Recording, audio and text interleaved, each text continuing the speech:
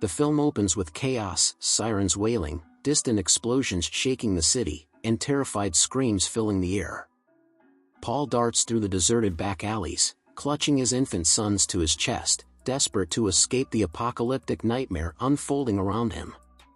He finally collapses in a secluded spot, whispering reassurances to his babies, though the terror in his eyes tells a different story. 15 years later, the world is a husk of what it once was. A devastating pandemic has left civilization in ruins, and the darkness belongs to the creatures, hideous, relentless predators that hunt anything that moves in the night. Paul and his teenage sons, Joseph and Thomas, survive in a decaying farmhouse, scavenging by day and barricading themselves inside by night. Thomas, reckless and impulsive, returns late from the nearby Rose farm, dodging the setting sun and the horrors that come with it. Joseph, more cautious and analytical, dreams of something beyond mere survival. That night, they hear the unmistakable pounding from the cellar, 3 times.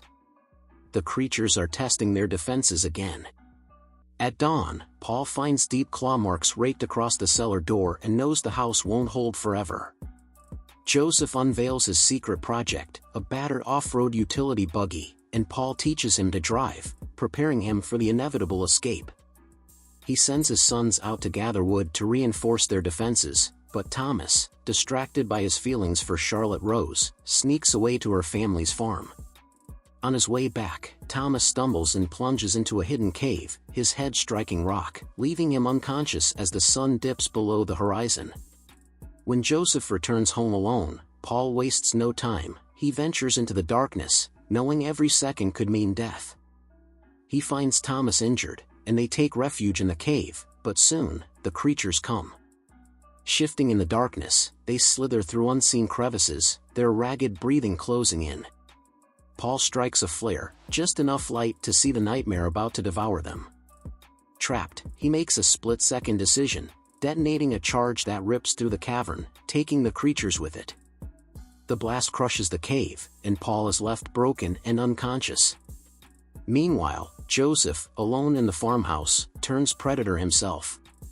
He sets a trap, baiting a creature, determined to study it.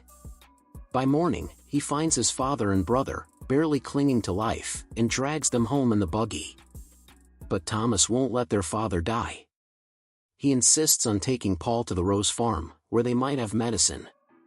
Desperate, they make the journey, only to be met with cold refusal. The Roses have no medicine to spare. Paul is a dead man walking, and while they offer Thomas a place among them, Joseph won't abandon their father. The brothers argue, and Joseph storms off, carrying Paul back home while Thomas stays behind. Later, Thomas is caught stealing medicine from the farm, his love for Charlotte the only thing keeping him from being shot on sight. He swears he'll return, but as he tries to slip away, he's dragged back, restrained, and accused of being a looter. The farmhands have their own brutal justice, and Thomas is at their mercy. Back at the farmhouse, Joseph makes a horrifying discovery, a gaping hole beneath the floorboards. The creatures have been digging. They are no longer just testing the walls, they are coming inside. And they are not alone. At the Rose farm, the ground erupts as the monsters rip through the wooden floor, slaughtering everything in their path. Blood stains the walls as screams turn to silence. Charlotte and Thomas barely escape, fleeing toward the only refuge left, Paul's farmhouse. Paul awakens to find his sons and Charlotte standing over him. There's no more running. No more hiding. He has one final plan. Joseph rigs an explosive trap, gallons of fuel primed to turn the house into a firestorm. As the creatures swarm, Paul makes the ultimate sacrifice, locking his sons and Charlotte outside. He stands his ground, facing the darkness head-on, until the moment the fire roars to life, engulfing him, and the creatures, in an inferno. By morning, the farm is nothing but scorched earth. Charlotte buries her parents, grief-stricken but alive. With nowhere left to go, she joins Joseph and Thomas. Together, they set off into the wasteland, searching for survivors, because survival is no longer enough. It's time to take back the world. What would you do if you were trapped in a world overrun by these terrifying creatures? Would you play it safe like Joseph or take risks like Thomas? Let me know in the comments. Don't forget to like and subscribe. See you next time.